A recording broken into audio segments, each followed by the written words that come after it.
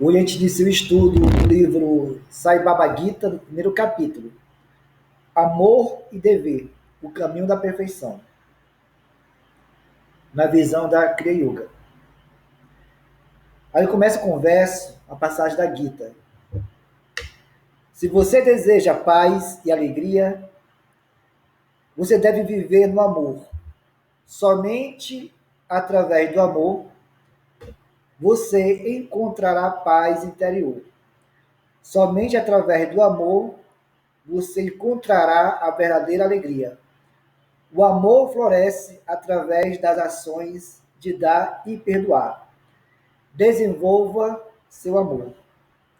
A câmera aqui na sala não é boa, a iluminação. Aí ele começa decifrando esse verso, né, da Gita. Ainda tem assim: mergulhe no amor. Essas palavras de Sai são uma torrente de amor fluindo para você. Aí ele começa a interpretação. Encarnações do amor.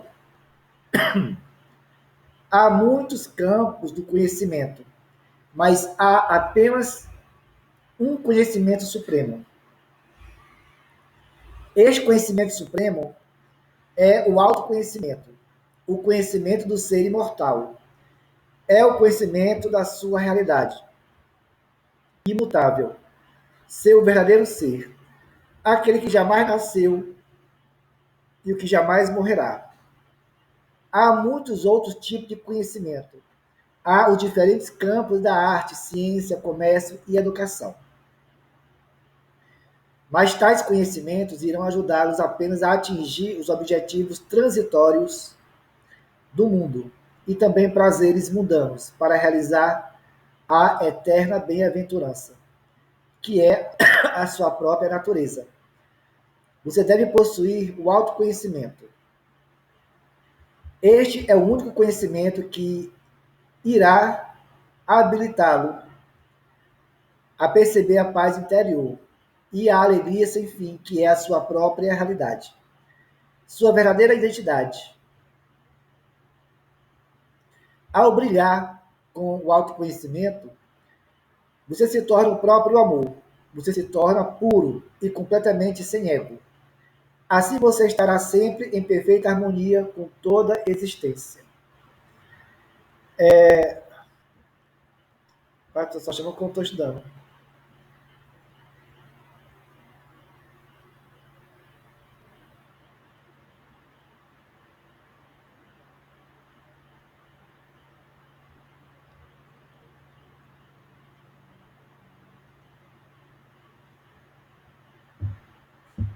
Tem pessoas que passam toda a sua vida com aquelas rotinas comuns ou mundanas, que a gente pode chamar, né? Que é o acordar, faz a ritualística, trabalho, ou escola ou faculdade, volta, se alimenta, vai dormir e repete a mesma coisa, né? E acaba que nós nascemos e morremos. E nesse espaço entre o nascer e o morrer, muitos desencarnam, partem para o plano espiritual sem ter nenhum conhecimento sobre si mesmo. Nasceu tolo, desencarnou feito tolo. Quando o ser humano começa a perceber que a nossa rotina aqui deve ser mais espiritual do que física, mais espiritual do que as nossas necessidades biológicas, mais espiritual do que as próprias necessidades de desejos, aí conseguimos compreender que o conhecimento ele é importante. Você vai obter vários tipos de conhecimento através de várias literatura, cursos, mas não é a sua experiência. É a experiência de outros. Mas aquela experiência de outros vai servir como caminhada para o autoconhecimento. Esse autoconhecimento que aqui Sai Baba ele se refere, nada mais é do que um mergulho interior, né? Uma pessoa introvertida, ela é uma pessoa de meditação, porque essa pessoa que medita, Ela sabe que a única forma de alcançar Deus, de alcançar esse amor, né, é através de muitas práticas espirituais, como a meditação, a Kriya yoga e etc. Alguns caminhos chegam muito rápido, outros demoram, às vezes, vidas, eras ou séculos, certo? Mas essa jornada, o autoconhecimento, que a gente tem a ideia de que o autoconhecimento é conhecer a si mesmo, é mergulhar dentro de si, conhecer as suas necessidades, os seus anseios. Não, o autoconhecimento está muito mais além do que isso, certo? No momento que a Gita nos convida para fazer esse mergulho interior, que é esse autoconhecimento, ele nos convida a nos habilitar, isso é, a nos treinar, nós treinarmos para alcançar a verdadeira alegria, para alcançarmos a paz espiritual, essa pureza que ele cita, né? E para nós conquistarmos tudo isso é quando nós alcançamos Samadhi, ou a iluminação espiritual. De início, o buscador espiritual vai haver aí vários motivos, várias armadilhas para ele vacilar na caminhada e se desvencilhar da sua busca espiritual. Mas no momento que você sai do ventre da sua mãe, você já é considerado um místico. O que a palavra místico significa? Místico significa buscador. Você vai buscar a sua autorrealização espiritual, certo? Ali entra dentro de outro tópico chamado conhecer a si mesmo é conhecer Deus. Interessante porque nós estamos ansiando sempre, constantemente, para conhecer o outro. Você quer conhecer seu marido, seu namorado, sua esposa, sua namorada? Você quer conhecer seus filhos, a sua prole? Você quer conhecer seus pais? Ah, eu conheço fulano de tal. Eu convivo com fulano de tal há mais de 30 anos, eu conheço ele de cabo a rabo. E acaba que nós não conhecemos nada de ninguém. Porque cada rosto traz uma história diferente. E nós queremos perder nosso tempo em conhecer o outro. Mas nunca conseguimos, ou desejamos, ou pensamos em conhecer nós mesmos. Queremos conhecer Deus, encontrá-lo, escutá-lo, enquanto que nós não escutamos nem mesmo o nosso próprio corpo. Nós não escutamos nem mesmo nós, como essência divina, né? Mas vamos ver o que é que ele fala aqui, né? Autoconhecimento não é diferente do conhecimento de Deus. O sagrado conhecimento de Deus e o sagrado conhecimento do ser imortal são um e o mesmo, né? O imortal é você. Deus é um ser eterno, né? Estes são a única sabedoria divina. Ao realizar o ser uno, onipresente, você irá se estabelecer na consciência da unidade. Olha só. Isso está lá nos Sutras de Patanjali, viu, gente? E lá no Bhagavad Gita, do Deus fala com Arjuna, em palavras diferentes. Ao realizar o ser uno, onipresente, isso é, quando você alcança Samadhi, quando você alcança Satori, Nirvana ou a iluminação espiritual, você irá se estabelecer na consciência da unidade, que é Deus. Então, você verá apenas a unidade em toda a diversidade que está à sua volta. É o que diz sempre lá no Bhagavad Gita, né, do Yogananda. Se você alcança Deus, os seus olhos, ele transmuta para a vibração mais superior. Se você não consegue ver Deus no seu marido, nos seus filhos, no transeunte, se você não consegue ver Deus no morador de rua, em um criminoso, um estuprador, um pedófilo, se você não consegue ver Deus nos seus colegas de trabalho, na transição do alto esforço, já quase no pico de você alcançar a iluminação espiritual, sem nenhum esforço, você consegue ver Deus em todos eles. Não só nas boas pessoas, mas nas piores pessoas, você vai enxergar Deus nele. Por quê? Porque assim como você que compreende que é uma centelha divina, você compreende que o mesmo também é uma centelha divina. E você compreende que você já esteve naquela situação. Um dia você já foi um estuprador, já foi um pedófilo, uma pedófila. Um dia você já foi um latrocínio, homicida. Um dia tu já foi um dono de casa, um chefe de família. Um dia você já foi e hoje você é um ser liberto. Quando você alcança a samadhi. Hoje é a próxima samadhi. Aí você vê o outro com os olhos de comiseração, de compaixão.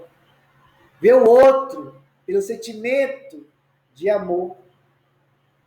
Não importa quem seja. O seu desejo é servir e mudar aquela condição para algo mais elevado. Quando você alcança essa unidade divina, quando você alcança essa união com Deus, você percebe tudo isso. E a sua vida muda completamente diferente. A partir de então, você transcenderá a existência mundana e obterá a imortalidade que esteve procurando. Antes, nós sentimos prazeres em estar no mundo, as festas, em tudo aquilo que atraía as nossas fraquezas morais, fruto do ego e do orgulho e da mente vacilante. Nós compartilhávamos as nossas mesmas fraquezas com pessoas que tinham as mesmas fraquezas. As conversas esdrúxulas, imorais, as noites de sono que eram perdidas em festas. Mas quando você alcança essa unidade única, que é Samadhi, você vive fisicamente na Terra, mas a sua consciência está 24 horas na quarta dimensão física. Você está 24 horas ligado à transcendência vibratória superior. Tanto que você não nota, mas as pessoas notam você, aonde você vai. Você não é mais um ser humano comum, no dizer da palavra. Você tornou-se um ser extraordinário. Você se tornou uma deusa ou um deus entre os homens. Você pode materializar objetos e desmaterializar. Você pode curar, mas também pode adoecer outro. Você pode dar vida, você pode também tirar vida. Porque os poderes paranormais, os SIDs, também desperta na caminhada. Qual é a base para esse conhecimento supremo? Uma boa pergunta. Qual é a base para esse conhecimento supremo? E responde: é a pureza da mente. Para purificar a mente, você deve preencher toda a sua vida com espiritualidade. Preencher a vida com espiritualidade não é exercermos um papel de hipocrisia. Em casa, nós somos aqueles que não compreendem o outro e ditamos o lar com mão de ferro, com briga, impossibilitado de perdoar, né? Falar mal do outro, que é a maledicência. Mas nosso trabalho, ou lá fora, nós nos mascaramos de pessoas amorosas, sensíveis, Escutamos o outro na sua lamentação, mas em casa, cala a boca, miserável, não sei o que, não sei o que. Fingimos ser o que nós não somos. Isso não é ser amoroso. Né?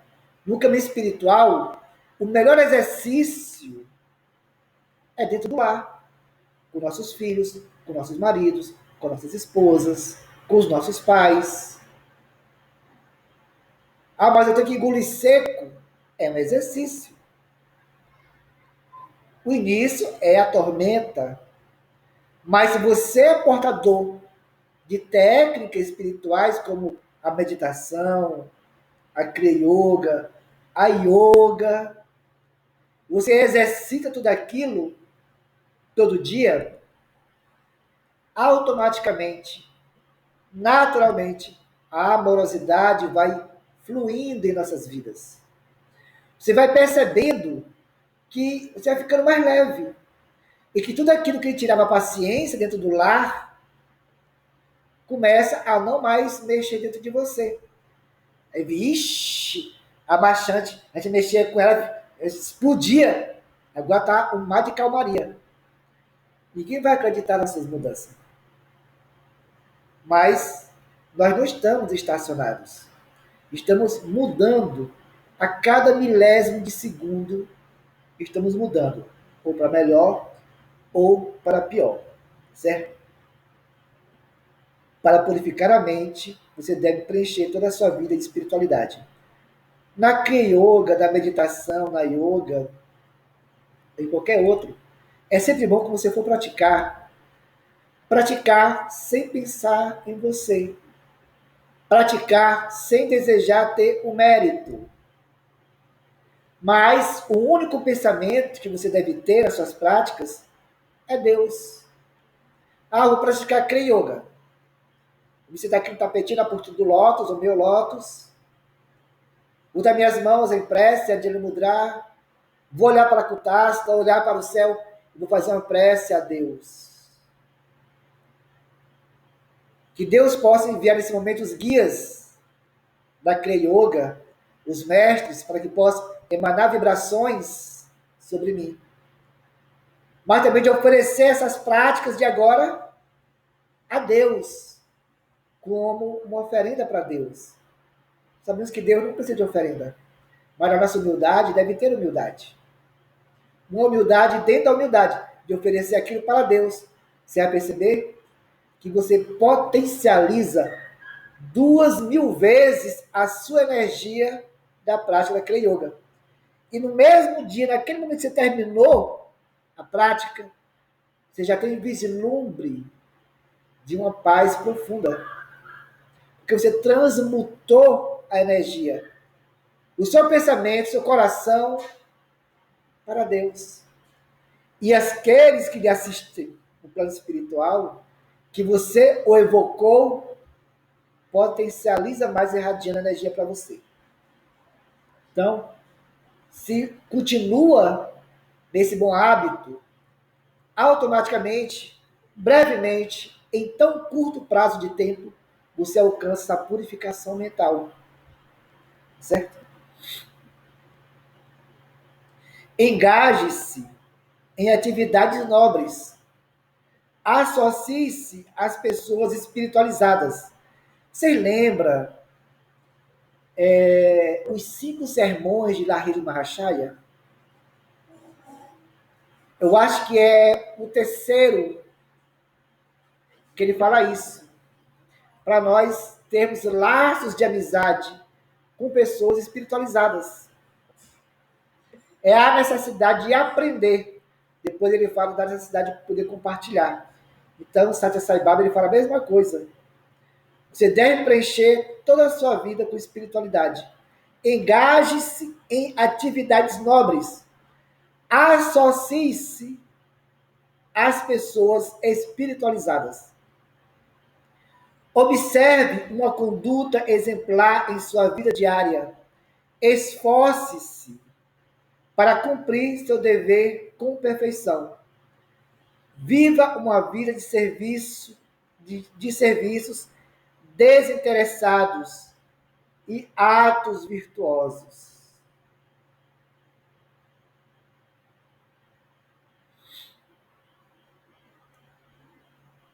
Será que nós estamos realizando esse serviço desinteressado, sem querer nada em troca? Será que, quando realizamos esses trabalhos, sem exigir nada, será que lá no íntimo há realmente esse desejo de servir ao outro a exemplo de Jesus? Ou será que nós estamos esperando ser pelo menos reconhecido e crer que o outro diga obrigado, se for muito prestativo? É criar algo em troca. Então, toda vez que a gente for poder ajudar nossos semelhantes, seja em qual aspecto for, observe os nossos sentimentos e as nossas emoções. Tá certo? Estude os sábios ensinamentos do passado. Pratique-os no seu dia a dia, desde que esses ensinamentos sejam os marcos do seu caminho. Aí eu vejo, né, uma boa parte dos nossos alunos de Crioula que não participam dos estudos. Aquele casal que está com a gente aqui, né, em Fortaleza, responsável pelo marketing, eu já falei para ele, mas você não participa dos estudos, você não participa dos outros níveis. Né? E são muitas pessoas que não vão participar dos outros níveis. Porque um Kriya Yogi sem conhecimento, ele é ignorante. Um pássaro, ele não consegue voar com uma asa. O pássaro tem que ter as duas asas para voar. As nossas asas é o espiritual e o intelectual, que é o conhecimento. Assim sua mente irá se tornar pura. E com uma mente pura, você será capaz de discriminar entre o permanente e o temporário, entre o que é benéfico e o que é prejudicial a seu progresso espiritual. Então, todas as suas atividades habituais do cotidiano tornar-se-ão sagradas e a graça de Deus será derramada sobre você. Aí a gente vai abrir aspas para algumas questões contraditórias. Tem pessoas que estudam horas e horas, mas é impossibilitado de discernir o que é bom do que é prejudicial, do que é tolo do que é sábio, porque estuda. Mas por que isso acontece, Ananda? É bem simples. Estudar e não praticar, você se torna escravo do melindre, do ciúme, do orgulho, do egoísmo. É o tolo. O tolo acredita só no conhecimento, sem a vivência. Fala bonito, feito papagaio, repetindo as escrituras sagradas. Repetindo a literatura que estudou. É como se eu ensinasse o papagaio um trecho do Bhagavad Gita. Ele respondia, falava com maestria, mas não tem nada desenvolvido.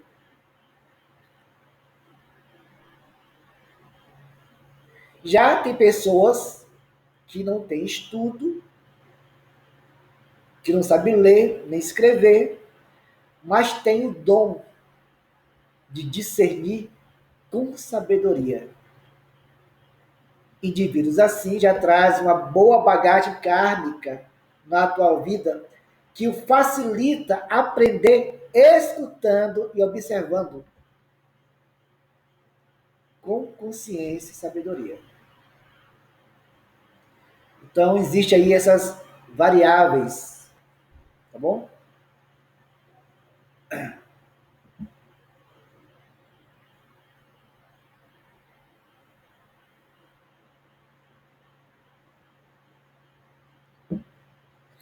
Hoje você pode ser altamente educado em conhecimento mundano.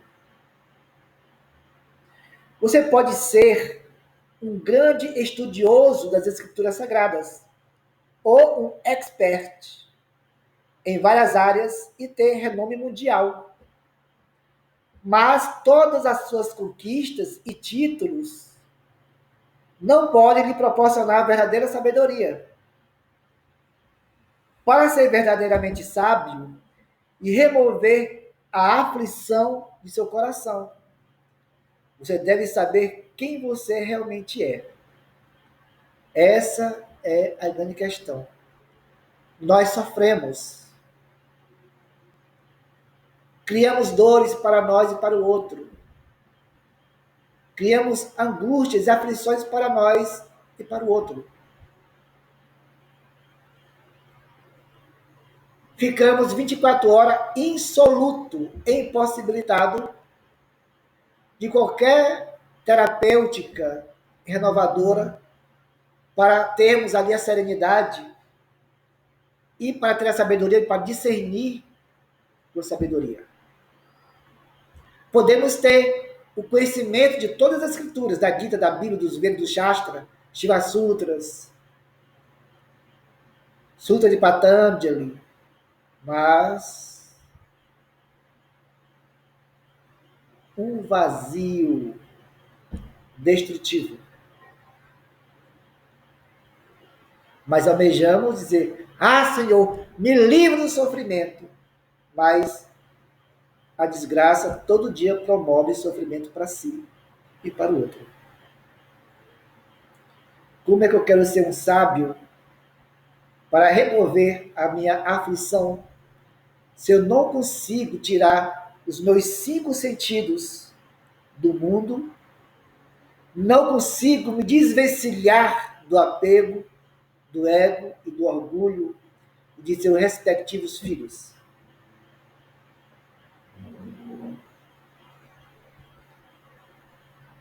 Lá no Facebook, um amigo meu lá colocou lá um texto que muitos querem atingir a iluminação muito rápido, mas que isso leva anos, séculos, às vezes recluso. A luta é assim. Texto maravilhoso. Porém, vamos relembrar Lahiri Mahashaya, que dentro da sua casa, com seus filhos e a esposa, sem necessitar ir para o bosque, para as montanhas ou para o Himalaia, alcançou a iluminação. Ele não respondeu. E também responde um argumento, mas nem o argumento vai tirar a verdade que a própria história conta, veridicamente. Lahiri Mahashaya, Tiruteshwar, Hariharananda, Buda, Babaji, pessoas que, através do alto esforço, alcançou o autoconhecimento. Através do autoconhecimento, migrando para a iluminação, obteve a sabedoria e o discernimento. E ao serviço ao semelhante. E alcançou a libertação espiritual. São exemplos que nós devemos fazer a mesma coisa. Mas será que nós estamos prontos para isso? Será que nós estamos prontos para desvencilhar do mundo? Porque tem que fazer sacrifício e renúncia. Não vou me desvencilhar do meu divertimento, não. Eu adoro isso, adoro aquilo. Aquilo me dá prazer, me dá alegria. Tudo superficial. Que com o tempo vai embora. E você depositou toda a sua vida naquilo. Esqueceu completamente de Deus. Esqueceu completamente a sua busca espiritual. A maior prática que é yoga, meditação, você pode praticar todo dia. Mas se a sua energia, a sua força é para as coisas mundanas, as suas práticas não vai ter nenhuma resolução. Não vai surgir nenhum resultado que você deseja. Né? Você deve realizar seu ser imortal. Isso é, você deve alcançar a iluminação espiritual. Realizar a autorrealização espiritual, que é Samadhi. Você não pode transcender a aflição por qualquer outro meio. Apenas o conhecimento de seu ser verdadeiro irá permitir-o transpor todo o sofrimento e mistério. Mas quem eu sou? Essa é a pergunta completamente errada. Você pode ser Joãozinho, você pode ser Maria, você pode ser o vizinho, você pode ser... A pergunta é, o que eu sou? O que eu sou? Será que eu sou esse trabalhador que traz comida para o lar? Será que eu sou o marido, o pai, a mãe? Será que eu sou este corpo, esta mente? Ou será que eu estou muito mais além disso? Mas quantas pessoas desconhecem o que são? Desconhece a sua essência. Porque tu só pode realizar esse ser imortal se você conhecer o que você é. Eu sou Atma e desejo alcançar Jiva Mukta. Isso é, o ser liberto. Jiva Mukta, aquele que alcançou a libertação, ou Siddha. Se você não anseia a sua libertação, você pode fracassar no seu caminho. Ah, mas eu escutei lá na frente que alguém me disse que eu não posso desejar a iluminação espiritual. Você não só deve desejar, como deve caminhar. Porque desejar é algo. Se você não fizer esforço, o seu desejo não vai se realizar, porque você quer que realize. Tapas. Esforço. Disciplina para alcançar. Na medida que você conhece que você é um espírito encarnado em um corpo temporário. E que quando habitado temporariamente, você é Atma, ou alma. Mas sendo alma, ainda guardada internamente por esse corpo, você pode alcançar a condição de Jivatma, superalma, ou Jiva Mukta.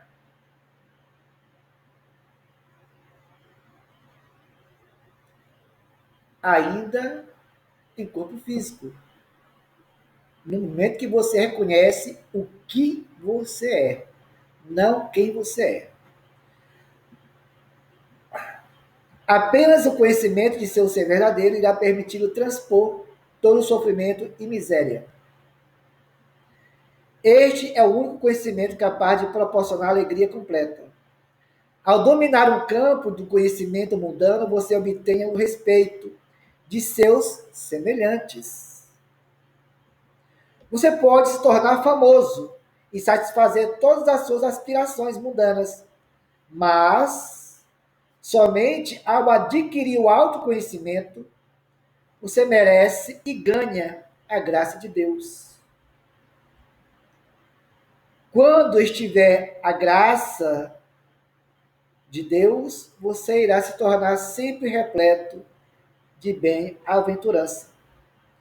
Você desfrutará a alegria suprema. Neste processo, há algo bem importante que a gente não comenta, mas que eu quero comentar.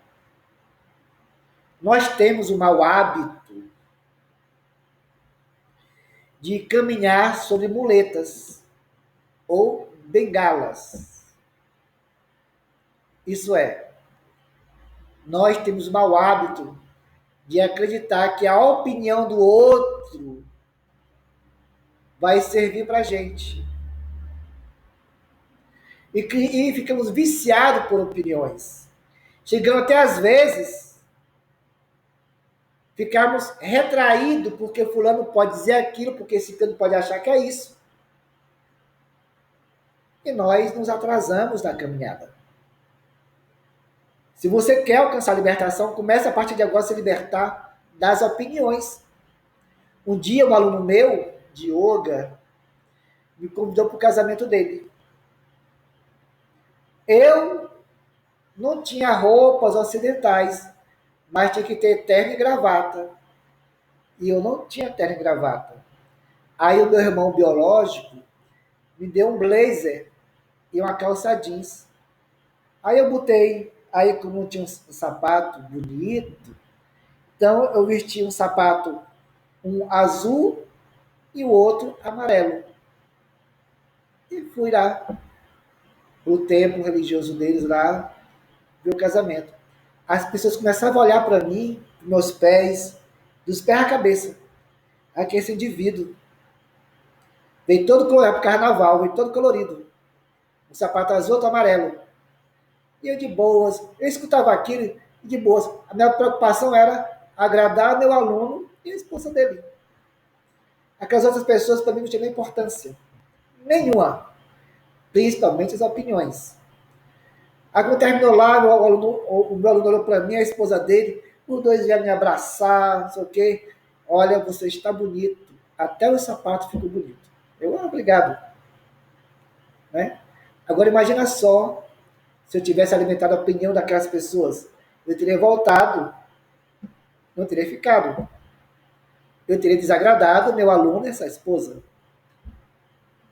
A jornada espiritual em direção a Deus, ela é muito fragmentada. Eu nunca comentei esses fragmentos, nem da Gita, nem dos Sutras, e nem aqui. Porque quando a gente vai destrinchando essa jornada, que é você, se deseja chegar aqui, nascer e morrer. Aqui há pequenas nuances que leva, às vezes, 100 anos ou mais de 100 anos para chegar aqui.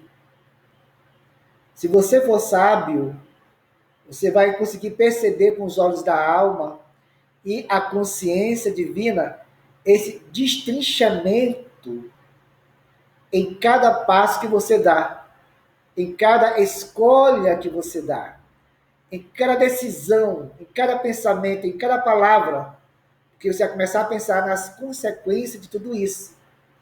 Ah, se eu falar isso, se eu pensar aquilo, qual será a consequência? Vai ser bom para mim e desagradável para o outro?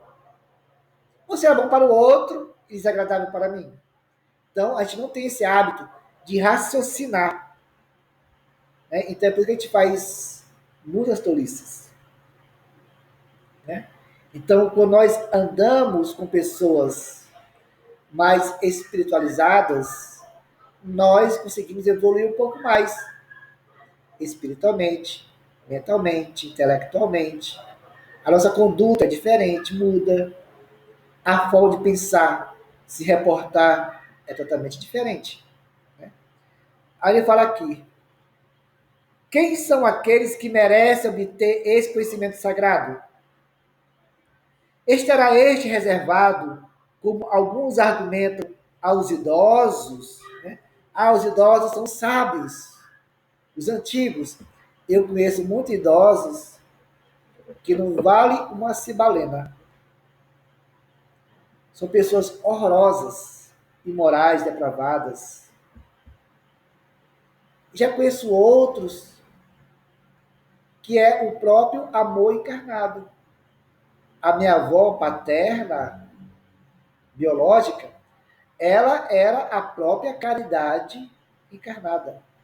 Devota de Maria, ela, se ela fosse uma Kriyogi, né, muito da sua jovialidade, eu não tenho nenhuma dúvida que ela teria alcançado a iluminação muito rápida. E quantas mulheres por aí idosas que merecem o título de anciãos sábios, Aqueles mais velhos são exemplo. Poucos têm esse título de exemplo, né? Então não é todos os idosos que é sábios, né? Ou serão as crianças também merecedoras? Deverá este ser dado apenas aos iniciados religiosos ou também àqueles que não possuem base religiosa? Deverá este ser restrito aos homens ou as mulheres também estarão qualificadas? Na verdade, para obter essa sabedoria, raça, cor, idade, sexo, nacionalidade ou posição social não tem qualquer importância.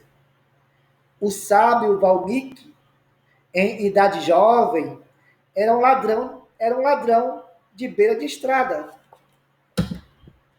O sábio Narada nasceu de uma modesta criada. Ainda assim, ambos se tornaram grandes expoentes espirituais. Todos estão igualmente aptos a adquirir esta suprema sabedoria. O Senhor vem àqueles que possuem devoção por Ele. Olha só. O Senhor vem a aqueles que têm devoção por Ele. Ele olha o coração e não o status externo. Desenvolva a sua devoção. Devoção é muito importante para a vida humana. O Senhor disse na Gita: você se torna muito querido a mim quando me serve com o coração repleto de amor. Por que os Kriyas Yogis recebem o título de devotos? Por dois motivos. Ele é devoto de seu guru, porque sabe que o guru é o canal direto a Deus. Como alma liberta, a sua mente fundou-se com a mente de Deus. E ele também é devoto de Deus.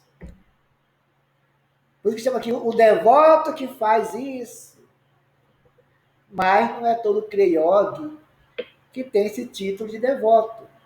Pelo fato de você se iniciar em Kriya, na sua meditação, não quer dizer que você seja devoto. Eu vou botar aqui a imagem de Shiva, colocar aqui umas frutas, arroz, os incensos, tocar o sininho e cantar mantra para Shiva. Os meus pujas a ele, mas não quer dizer que você é devoto de Shiva, nem de Ganesha, Vishnu, de Jesus, de Francisco de Assis, de José de Maria. Não quer dizer. O que é que me faz tornar devoto de Deus? São diversos fatores. Primeiro, quando eu decido realizar toda a minha existência em suas leis. Eu não preciso de religião ou de espiritualismo para poder seguir as leis de Deus, que não são modificadas pelos homens. O outro é quando eu me rendo, de corpo, mente e alma, aquelas técnicas espirituais que me faz alcançá-lo. E quando eu me rendo totalmente aos pés do Guru, que é o canal direto para Deus. Quando todo dia eu faço isso, uma rendição, longe de qualquer preguiça física, mental, dúvidas, indecisões, desapego do mundo, você leva esse título de devoto. Você transmutou a condição de aluno ou aprendiz e transmutou muito rápido a condição de discípulo para tornar-se devoto. No discípulo, 5 anos a 4 anos para alcançar a iluminação pela cria. Mas como devoto, você tem 1 ano e meio para alcançar a iluminação. Por quê? Porque você se desembaraçou de qualquer fantasia, de qualquer ilusão, se desembaraçou do seu apego ao mundo, apesar de você viver nele, mas você não pertence ao mundo. Ah, mas eu tenho que deixar de trabalhar, Nanda? Tenho que deixar a minha família de lado? Jamais. Lahiri Mahachaya nunca deixou a família, mas tornou-se devoto de Babaji de Deus. Quando nós criamos uma disciplina espiritual, aí nós começamos a nossa jornada interior. Porque quando você fala disciplina, é porque não haverá desistência. Naquele mesmo horário, naquele mesmo local, você vai estar praticando a sua Hatha Yoga, a sua Kriya Yoga, a sua meditação.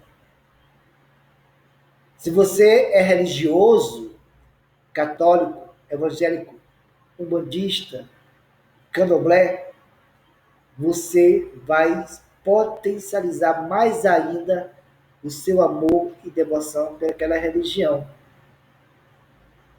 Só que a diferença de você e dos outros é que muitos vão ali só por obrigação, outros vão por carência, outros vão para não ficar em casa, outros vão para se cuidar espiritualmente porque está enfermo. Mas você vai estar lá por um único motivo. Esse motivo se chama-se amor, devoção, entrega, porque tudo que você vai fazer para Deus. Nós iremos hoje parar aqui na página 24 com o tema Fé em si mesmo e fé em Deus. Alguém deseja fazer algum comentário?